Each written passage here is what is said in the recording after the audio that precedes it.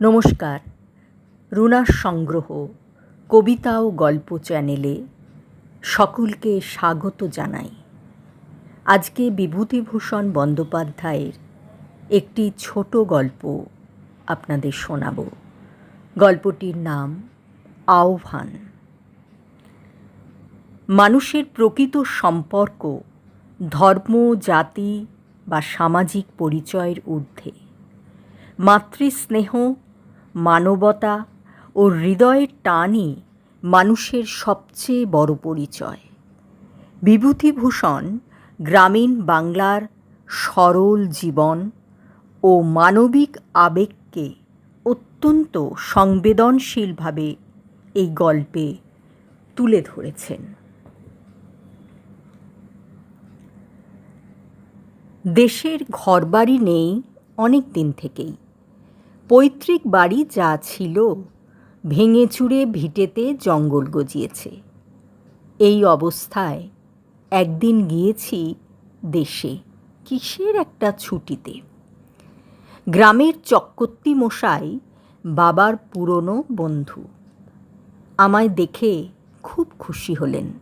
বললেন, ও কতকাল পরে বাবা মনে পড়ল দেশের কথা। প্রণাম করে পায়ের ধুলো নিলাম।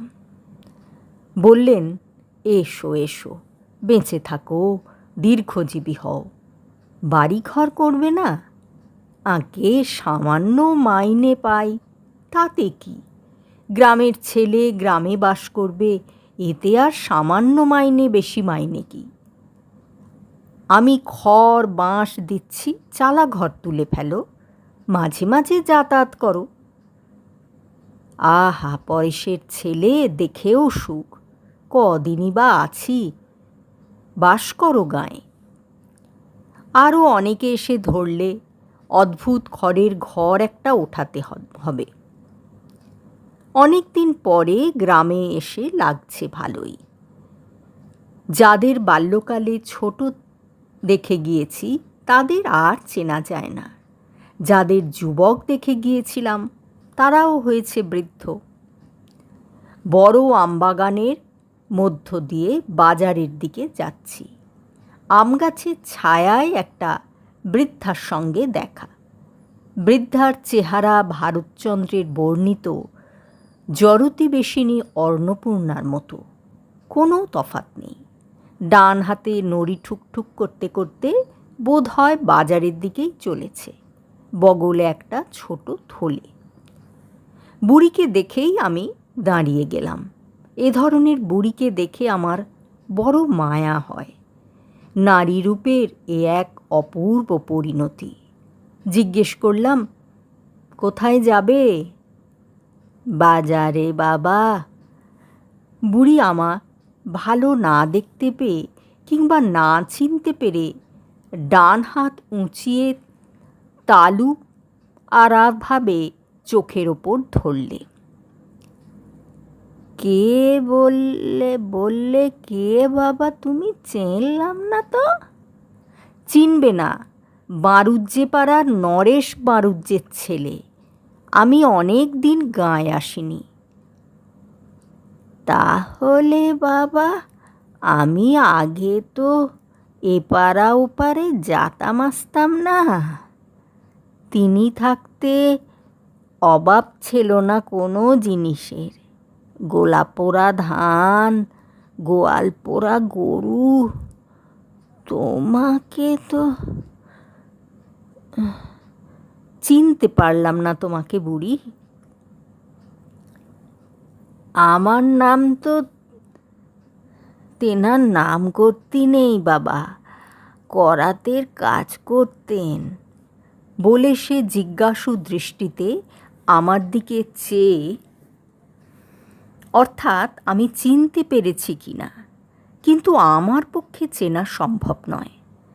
আমার বাল্যকালে কে এ গ্রামে করাতের কাজ করত তা আমার মনে থাকবার কথা নয়। বললাম, তোমার ছেলে আছে? কেউ নেই বাবা, কেউ নেই।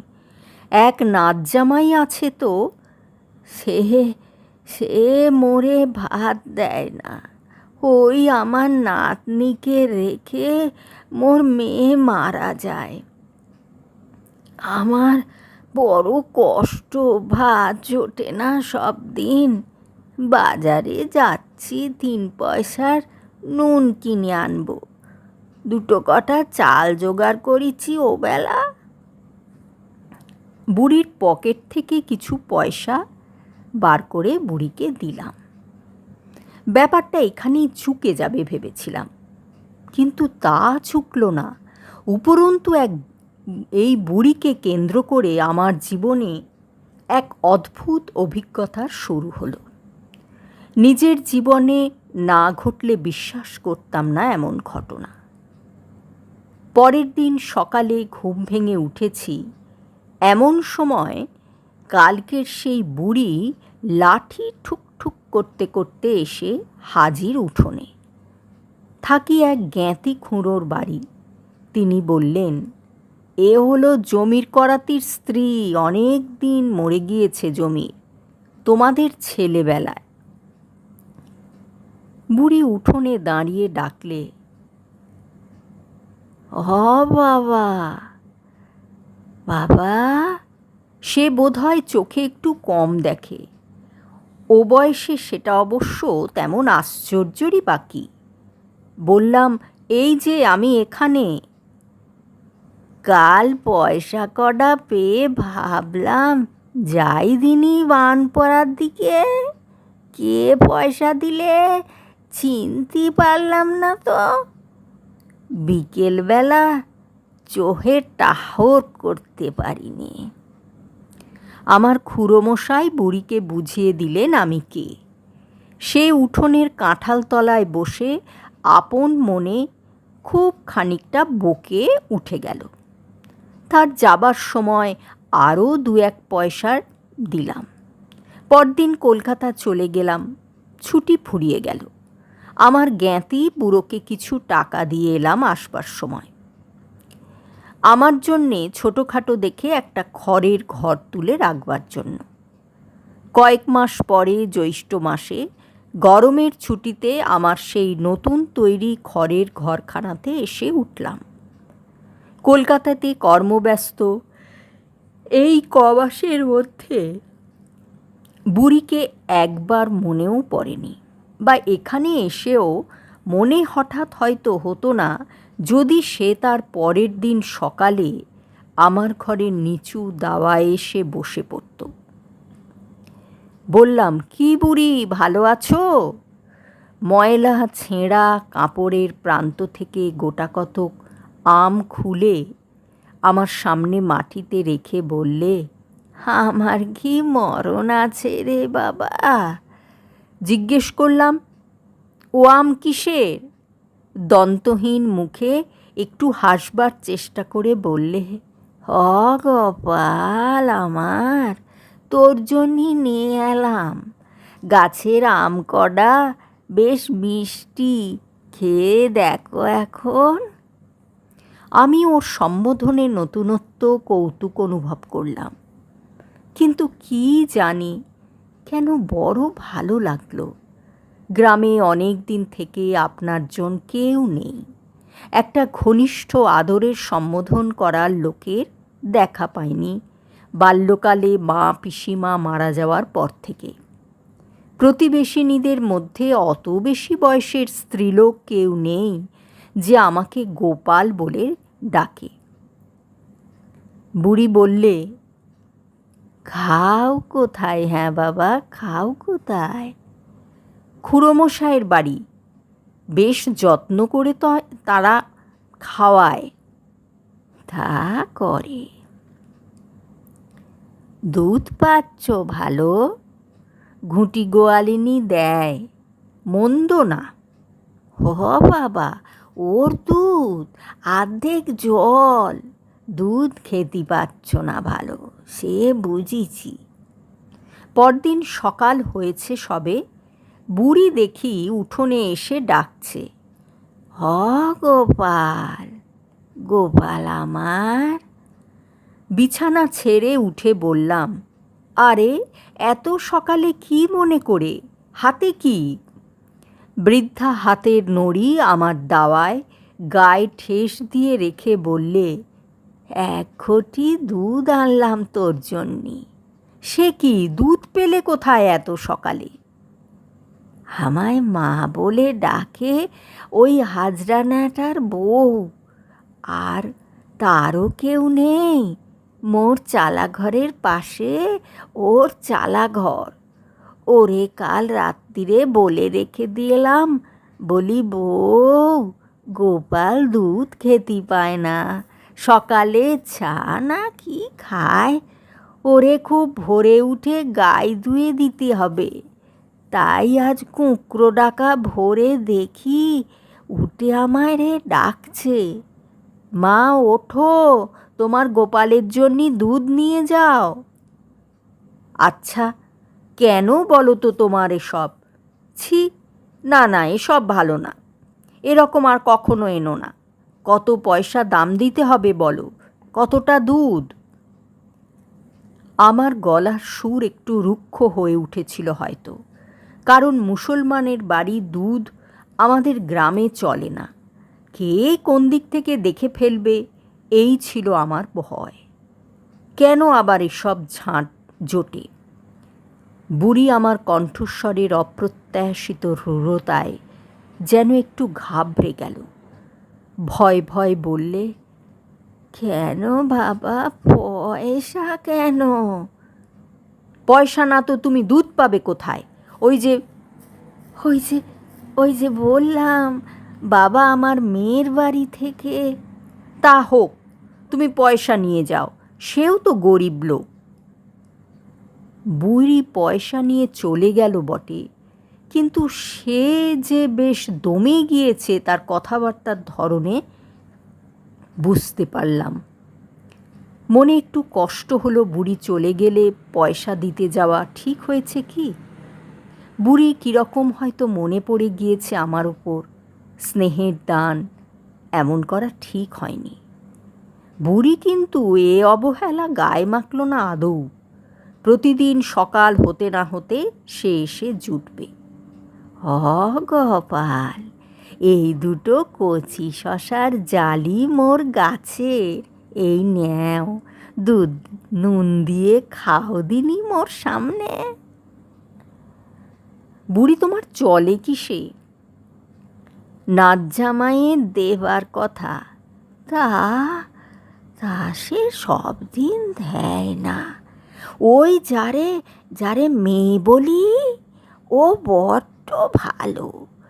লোকের ধান বানে, তাই চাল পায়, আমারে দুটো দুটো না দিয়ে খায় না। একা থাকো? তা একদিন মোর ঘরখানা না হয় দেখতে গেলে।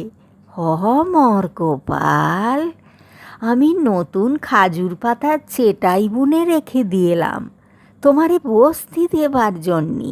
বাউনের ছেলে মোদের এঁটো কাটা মাদুরে কি বসবে, তাই বলি একটা নতুন চেটাই বুনে রাখি, যখন আসবে এইখানেতে বসবে। সেবার বুড়ির বাড়িতে আমার যাওয়া আর ঘটে উঠল না। ওর এত আগ্রহ সত্ত্বেও নানা দিকে ব্যস্ত থাকি, তার উপর আছে সমবয়সী বন্ধুবান্ধবদের দাবি। অনেক দিন পরে গ্রামে এসেছি তো, যে কদিন গ্রামে থাকি বুড়ি রোজ সকালে একবার আসতে ভুলবে না, কিছু না কিছু আনবেই। কখনো পাকা আম, কখনো পাতি লেবু, কখনো 1 ছড়া কাঁচকলা কি 1 ফালি কুমড়ো, 2 আনা 4 আনা প্রায় দিই। একদিন একখানা পুরনো কাপড় দিলাম। একটা জিনিস লক্ষ্য করে আসছি, বুড়ি কোনো দিন আমার কাছে কিছু মুখ ফুটে চায়নি, কখনো বলেনি পয়সা দাও কি অমুক দাও, বরং তার উল্টো, শুধু হাতে কখনো আসে না। একবার কলকাতা থেকে কয়েকটি বন্ধু গেলেন দেখা করতে, তাদের নিয়ে ঘরে বসে চা খাচ্ছি। স্টোভ ধরিয়ে ঘরে চা নিজেই করেছি। পল্লীগ্রামে এত সকালে কেউ উনুন ধরায়নি। বুড়ি লাঠি ঠুক ঠুকঠুক করতে করতে এসে হাজির। বাইরে দাঁড়িয়ে ডাক দিল, আমার গোপাল। হঠাৎ আমার লজ্জা করতে লাগলো। কলকাতার বন্ধুবান্ধবদের সামনে ও আজ না এলেই পারত ছাই, ভালো বিপদ। আমার গোপাল, ঘরে আছিস নাকি? ঈষৎ বিরক্তির সুরে উত্তর দিলাম, হ্যাঁ, কেন? এই এলাম, বলি যাই গোপালকে দেখে আসি একবার। বন্ধুদের মধ্যে একজন জিজ্ঞেস করলেন, ও কে হে? চাপা দেবার চেষ্টায় বললাম, ও এমনি গাঁয়ের লোক।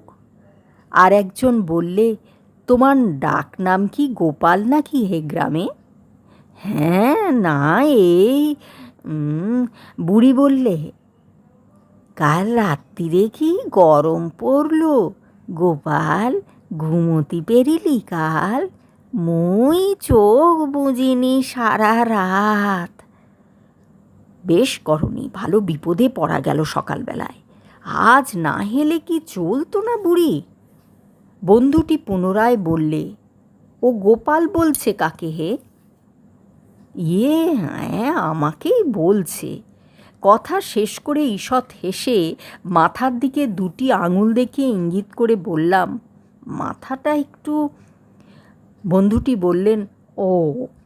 কথা অনুযায়ী কাজের সামঞ্জস্য রাখতে গিয়ে বুড়ির দিকে চেয়ে যেমন সুরে লোকে দুর্দান্ত পাগলকে সান্ত্বনা দেবার ও স্তোত্রবাক্য প্রয়োগ করার চেষ্টা করে, তেমনি সুরে বলি, আজ যাও, বড্ড ব্যস্ত আছি বুঝলে, কলকাতার বন্ধুরা সব এসেছেন। হ্যাঁ। ফল সুবিধেজনক হলো না। বুড়ি একগাল হেসে বললে, আজ কি এনেছি বলো দেখি তো গোপাল? এই দেখো। এতক্ষণ টের পাইনি যে বুড়ি তার পেছন দিকে একটা ময়লা কাপড়ের পুঁটলি লুকিয়ে রেখেছে। সেটা সামনের দিকে এনে খুলতে খুলতে বললে, এই সেই যে মেয়েটা মোরে মা বলে, সে দুটো চিড়ে কুটলো। আমি বললাম, ও কি করছিস? ও বললে, কামিনী সরু ধানের ভালো চিড়ে, তোমার গোপালের জন্যে দুটো নিয়ে যেও, এখন কালবেন বেলা। আমার মনটা বড্ড খুশি হলো। তা সেও আসছে, সেও তোমারে দেখতে চায়। বড় দুঃখে কাঙাল মেয়েটা, ধান ভেনে চিড়ে কুটে একরকম করে চালাচ্ছে। একারামে রক্ষে নেই। বুড়ির কথা শেষ হতে না হতে দেখি একটা আতফর্সা মধ্যবয়সী স্ত্রীলোক অদূরে আমতলায় এদিকেই আসছে। আরও বিপদে পড়লাম এই জন্যে যে ঠিক সেই সময় আমার জ্ঞাতি খুড়ো মহাশয়কে এদিকে আসতে দেখা গেল। সর্বনাশ!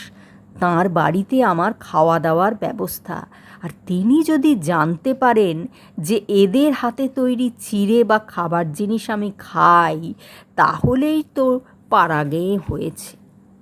চিড়ে যে ওরা আজই প্রথম এনেছে, এ কথা কি তিনি বিশ্বাস করবেন? আজ দুধ, কাল চিড়ে। রুক্ষ সুরেই বললাম, এখন যাও না, দেখছো না ব্যস্ত আছি। চিড়ে কটা নেবার একটা কিছু দেও বাবা। ওসব এখন নিয়ে যাও। হ্যাঁ হ্যাঁ, পরে হবে, এখন যাও। বুড়ো একটু অবাক হয়ে বললে, তা চিড়ে কটা? খুড়োমশাই প্রায় এসে পড়েছেন দাওয়ার ধারে। হাত নেড়ে ফেলবার ভঙ্গিতে বুড়ির দিকে চেয়ে বলি, আহ, নিয়ে যাও না, ভালো জ্বালা। খুড়োমশাই বললেন, কি ওতে, কি বলছে জমিরের স্ত্রী? ও কিছু না, বিক্রি করতে এসেছে, যাও এখন। ভগবান জানেন বুড়ি আমার কাছে চিড়ের বদলে পয়সা নিতে আসেনি। খুড়োমশাই বললে, তোমার এখানে ওর বড্ড যাতায়াত। কথাটা চাপা দেবার জন্যে বললাম, আমার এই বন্ধুরা একদিন মাছ ধরবার কথা বলছিলেন, তা ভাদুড়িদের পুকুরে কি সুবিধা হবে? পুনরায় গ্রামে এলাম 5-6 পরে, আশ্বিন মাসের শেষে। কয়েকদিন পরে ঘরে বসে আছি, বাইরের উঠোনে দাঁড়িয়ে কে ক্ষীণ নারীকণ্ঠে জিজ্ঞেস করলে, বাবু ঘরে আছেন গা? বাইরে এসে দেখি গত জ্যৈষ্ঠ মাসে যাকে বুড়ির সঙ্গে দেখেছিলাম সেই মধ্যবয়সী স্ত্রীলোকটি। আমায় দেখে সলজ্জভাবে মাথার কাপড়টা আর একটু টেনে দেবার চেষ্টা করে সে বললে, বাবু কবে এছেন? দিন 5-6 হলো। কেন? আমিও তাই শুনলাম। বলি একবার যাই, আমার সেই মা পাঠিয়ে দিলে, বললে দেখে এসো গিয়ে। কে? ওই সেই বুড়ি, এখানে যিনি আসতো, তেনার বড্ড অসুখ, এবার বোধহয় বাঁচবে না। গোপাল কবে আসবে, গোপাল কবে আসবে অস্থির। আমাকে রোজ শুধোয়। আমি বলি, তিনি কলকাতায় চাকরি করেন, সবসময় কি আসতে পারেন? কি মায়া আপনার ওপর! 8 জন্মে বোধহয় পেটে ধরেছিলেন, এ জন্মে তাই এত টান। একবার দেখে আসুন গিয়ে, বড় খুশি হবে তাহলেই। উদাসীনভাবে বললাম, ও। মন তখন অন্য চিন্তায় বিব্রত। এবার কাউন্সিল ইলেকশনে 2টি বন্ধুর পক্ষ থেকে ভোট সম্বন্ধে গ্রামে গ্রামে বেরিয়ে লোককে অনুরোধ করবার গুরুভাব নিয়ে এসেছি। কাল থেকেই বেরুতে হবে, ওদের মোটর আসবে, কিভাবে কি করা যায় সে কথাই চিন্তা করছিলাম। কোথায় কোন বুড়ি অসুখ হয়ে পড়ে আছে ওসব দেখবার সময় অভাব। স্ত্রীলোকটি বললে, ওবেলা যাবেন বাবু? আচ্ছা, তা এখন ঠিক বলতে পারছি নে। স্ত্রীলোকটি অনুনয় সুরে বললে, একবার যাবেন বাবু ওবেলা, হয়তো বুড়ি বাঁচবে না। বিকেলের দিকে বেড়াতে যাবার পথে দেখতে গেলাম বুড়িকে। খুব উঁচু দাওয়া, সেকালের প্রণালীতে তৈরি 5 চালা ঘর। বুড়ির স্বামীর আমলে আমাদের জন্মগ্রহণের পূর্বে এ ঘর তৈরি হয়েছিল।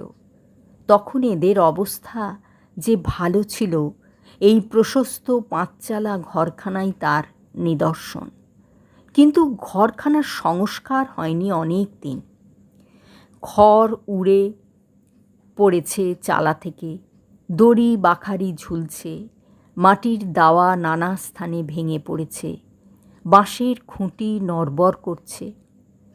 বুড়ি শুয়ে আছে একটা ছেঁড়া মাদুরের ওপর, মাথায় তেলচিটা মলিন বালিশ। বুড়ির সেই পাতানো মেয়েটি পাশে বসেছিল। আমায় দেখে বুড়িকে বললে, ও মা, কে এসেছে দেখো, ও মা। আমি গিয়ে কাছে দাঁড়াতেই বুড়ি চোখ মেলে আমার দিকে চাইলে। পরে আমাকে চিনে ধর্মর করে বিছানা ছেড়ে উঠবার চেষ্টা করতেই আমি বললাম, উঠো না, উঠো না, ও কি, উঠো না। বুড়ি আহ্লাদে আটখানা হয়ে বললে, ভালো আছো? আমার গোপাল, বসতে দে গোপালকে, বসতে দে। বসার দরকার নেই, ব্যস্ত হয়েও না, থাক। ওখানা কেন দিচ্ছিস? গোপালের জন্য খাজুরের চাটাখানা পেতে দে। পরে ঠিক যেন আপনার মা কি পিসিমার মতো অনুযোগের সুরে বলতে লাগলো, তোর জন্যে খাজুরের চটাখানা কদিন আগে বুনে রেখেলাম, ওখানা পুরনো হয়ে ভেঙে যাচ্ছে। তুমি একদিনও এলে না গোপাল, অসুখ হয়েছে তাও দেখতে আসো না। আমি বললাম, আচ্ছা, চুপ করে শুয়ে থাকো, ব্যস্ত হয়েও না। ইতিমধ্যে পাড়ার অনেক লোক এসে জড়ো হলো। আমি এসেছি দেখে কেউ কেউ বললে, বুড়ি কেবল আপনার কথা বলে বাবু, আপনাকে দেখবার বড্ড ইচ্ছে। বুড়ি বোধহয় এবার বাঁচবে না। বুড়ির 2 চোখ বেয়ে জল পড়ছে গড়িয়ে। আমায় বললে, গোপাল, যদি মরি আমার কাফনের কাপড় তুই কিনে দিস। পাশের লোককে জিজ্ঞেস করলাম, সে কি? জানেন না বাবু, মাটি দেবার সময় নতুন কাপড় কিনে পরিয়ে দিতে হয়। ও, বুঝেছি। আমাকে পেয়ে বড্ড খুশি হয়েছে বুড়ি। কত কি বলতে লাগলো। ওর নাতজামাই লোক কেমন খারাপ, এমন যে অসুখ একবার চক্ষু দিয়েও দেখে যায় না। ঘর তা 10 বছর খড় পড়েনি চালে, পচে গলে গিয়েছে পুরনো খড়। নাতজামাইকে বলেছিল, সে জবাব দিয়েছে, অত বড় হাতি ঘর আমি ছাইতে পারবো না, পাশে একটা কুঁড়ে ঘর করে থাকো। বুড়ি চোখের জল মুছে বলে, তা থাকতে পারি? হ্যাঁ বাবা, কি নোকের পরিবার আমি, আজ না হয় কপাল পুড়েছে, তা বলে কুঁড়ে ঘরে থাকতে পারি মই? সান্ত্বনা দেবার সুরে বললাম, কথা ঠিকই তো। বলো তুমি গোপাল। ঘাড় নেড়ে বলি, সত্যি তো। আজও সে চালাঘর, সেই ম্লান সন্ধ্যা, ছেঁড়া মাদুরে শোয়া বুড়িকে আমার মনে পড়ে। ছ্যাঁচতলায় একটা শীর্ণ লাউ গাছ, পেছনে কয়েক ঝাড় বাঁশ, এক-আধটা খেঁকি কুকুরের আওয়াজ পাড়ায়। শান্ত ছায়া নেমে এসেছে সামনের সারা উঠোনটাতে। কতগুলো মেয়ে পুরুষ দেখতে এসে দাওয়ার ছাঁচতলায় দাঁড়িয়ে আছে। আসবার সময় বুড়ির পাতানো মেয়েটির হাতে কিছু দিয়ে এলাম পথ্য ও ফলের জন্যে। হয়তো আর বেশি দিন বাঁচবে না, এই অসুখ থেকে উঠবে না। বুড়ি কিন্তু সে যাত্রা সেরে উঠল, দিব্যি সেরে উঠল। আমি কলকাতায় চলে যাবার আগে 2-1 বার আমার কাছে লাঠি ধরে গেল, বসে বসে আপন মনে কত কি বকে, তারপর চলে আসে। বছর 2 কাটল। এই 2 বছরের মধ্যে যখন গিয়েছি গ্রামে, বুড়ি এসে বসে, কিছু না কিছু আনবেই। অসুখটা থেকে উঠে দুর্বল হয়ে পড়েছিল, সে দুর্বলতা আরও সারল না। আমি বলতাম, কেন আজ আসো রোজ অত দূর থেকে? এই পাকা নোনা ভাবলাম গোপালকে দিয়ে আসি। তা হোক, তুমি কষ্ট করে এসো না এরকম। তুই তো আমাকে দেখতে যাবিনি কোনো দিন। সময় পেলেই যাব, এখন বাড়ি যাও। কখনো বুড়ি বলতো, গোপাল, তুই বিয়ে করলি না কেন? মেয়ে পাওয়া যায় না, তাছাড়া বয়স হয়ে গিয়েছে। কিছু বয়স হয়নি, কাঁচা ছেলে তোমরা। বেশ, ওই ওই মুকুজ্জেদের বাড়ি একটা বড় মেয়ে আছে, তোমার সঙ্গে মিল হবে, বলে দেখবানি ওদের। আমার ঘটকালি করবার লোকের যখন দরকার হবে তখন তোমায় ডেকে পাঠাবো, এখন যাও। কিন্তু বুড়ি আমার কথা শোনে না। একদিন মুকুজ্জে বাড়ির নরু আমায় ডেকে বললে, ওহে, একটা কথা বলি, আজ জমির করাতির বউ বুড়ি বাড়ির মেয়েদের কাছে গিয়ে বলেছে কি গোপালের সঙ্গে তোমার পুঁটির বিয়ে দাও। মেয়েরা তো অবাক। গোপালকে শেষে জানা গেল তুমি। ওরা তো শুনে আশ্চর্যি। তা তুমি কিছু বুড়িকে বলেছিলে নাকি এ সম্বন্ধে? আমি নিজেকে নিতান্তই বিপন্ন ও অসহায় বোধ করলাম। বললাম, সে কি কথা, কক্ষনো না। তুমি কি বিশ্বাস করো? না না, বিশ্বাস অবশ্যই করিনি। যাই হোক, যদি কিছুই বলে থাকো বুড়িকে, অমনকে বারণ করে দেবে আর না যেন বলে। গ্রাম ভালো নয়, ও নিয়ে মেয়েটার নামে একটা কথাকথি যদি হয়। নিশ্চয় তুমি বিশ্বাস করো ভাই, আমি এর বিন্দু বিসর্গ জানিনি। বুড়ি তারপর দিন যেমন সকালে এসেছে বকলুমোকে। কে তাকে এসব কাণ্ড করতে বলেছে? ঘটকালি করতে ডেকেছিল কেউ তাকে? গাঁয়ে এই নিয়ে শেষ একটা কথা উঠবে, পাড়া গাঁ জায়গা খারাপ, তুমি বাপু এখানে আর এসো না। বুড়ি ফ্যাল ফ্যাল চোখে চেয়ে বললে, বকিস নে গোপাল, মোরে বকিস নে। তা তুই ওই মেয়েটারে বিয়ে না করিস, অন্য মেয়ের বিয়ে কর, পুঁটিরে তোর পছন্দ হয়নি না? ধমকে উঠে বললাম, আবার সেই কথা। নিতান্ত সরলা সেকেলে বুড়ি, কিছুই বোঝে না। সত্যি এই ঘটনা নিয়ে গ্রামে একটু কথাবার্তার সৃষ্টি হলো। বুড়ির ওপর খুব চোটে সকালবেলাটা আর ঘরেই থাকিনি, পাছে বুড়ি এসে জ্বালাতন করে। 10-12 দিন পরে একদিন দুপুরে ঘুমিয়ে উঠেছি, বাইরে বুড়ির গলা শোনা গেল, আমার গোপাল। ঘর থেকে বেরিয়ে এসে বললাম, কি আবার এসেছো কেন এখানে? একটা বাতাবি নেবু এলাম তোর জন্যে। দরকার নেই বাতাবি নেবুতে, যাও এখন। বিরক্তি নিতান্ত অকারণ নয়। মাত্র 5 দিন আগে মুখুজ্জে বাড়ির ঘটনা নিয়ে আমার জ্ঞাতি খুঁড়ো আমায় দুকথা শুনিয়ে দিয়েছেন। বছর খানেক আর গ্রামে যায়নি এরপরে, বোধহয় 1.5 বছরও হতে পারে। একবার শেষ শরতে পুজোর ছুটির পর কাশী থেকে বেরিয়ে কলকাতায় এসে দেখি তখনও ছুটি হাতে আছে। গ্রামেই গেলাম 2 দিন কাটাতে। গ্রামে ঢুকতেই প্রথমে দেখা পরশু সর্দারের বউ দিগম্বরীর সঙ্গে। দিগম্বরী অবাক হয়ে বললে, ওমা, আজই তুমি এলে বাবা ঠাকুর? সে বুড়ি যে কাল রাতে মারা গিয়েছে, তোমার নাম করলে বড্ড। ওর সেই পাতানো মেয়ে আজ সকালে বলছিল। আমি এসেছি শুনে বুড়ির নাচ জামাই দেখা করতে এলো। বাবু এসেছেন, কিছু সাহায্য করুন কাফনের কাপড় কিনতে, যা দাম কাপড় চোপড়ের। আমার মনে পড়ল বুড়ি বলেছিল সেই একদিন, আমি মরে গেলে তুই কাফনের কাপড় কিনে দিস বাবা।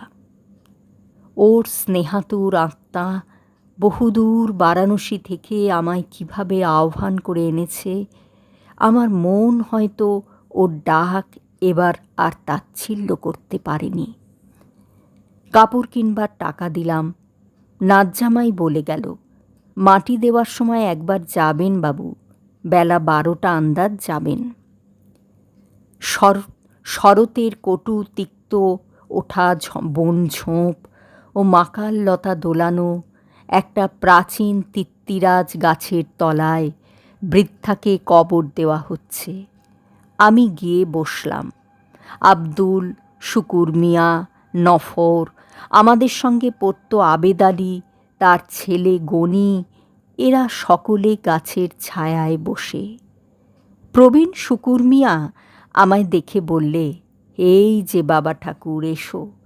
তামুক খাবা? বুড়ির মাটি দেওয়ার দিন তুমি কনে থেকে এলে? তুমি তো জানতে না। তোমায় যে বড্ড ভালোবাসত বুড়ি।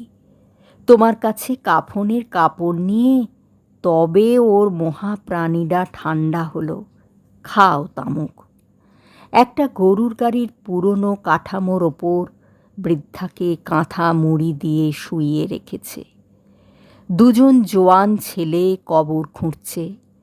কবর দেওয়ার পর সকলে এক এক কোদাল মাটি দিলে কবরের ওপর। শুকুর মিয়া বললে, দেও বাবা ঠাকুর, তুমি দেও, তুমি দিলে ওর মহাপ্রাণ ঠান্ডা হবে। দিলাম 1 কোদাল মাটি। সঙ্গে সঙ্গে মনে হলো ও বেঁচে থাকলে বলে উঠত, আমার গোপাল। গল্প পাঠ শেষ হলো। আমার গল্প পাঠ যদি আপনাদের ভালো থাকে, গল্পটি শেয়ার, কমেন্ট, লাইক ও সাবস্ক্রাইব করে আমার সঙ্গে থাকবেন।